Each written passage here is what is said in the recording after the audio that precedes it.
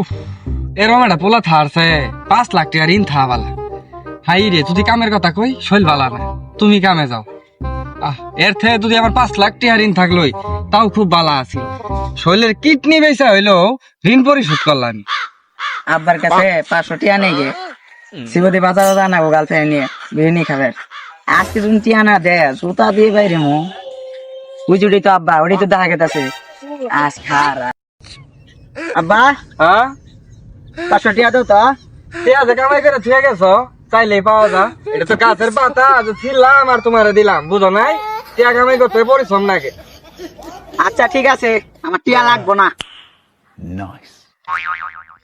টিয়া লাগবো ভালো মতো কবি, রাগ করার কি আছে? টিয়া লাগবো, নিয়ে যা।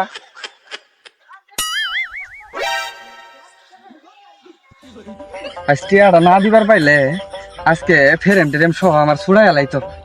উফ, এই কারণে কইছিলাম এই যে পোলা থারছে 5 লাখ টাকা ঋণ থা বালা। উফ।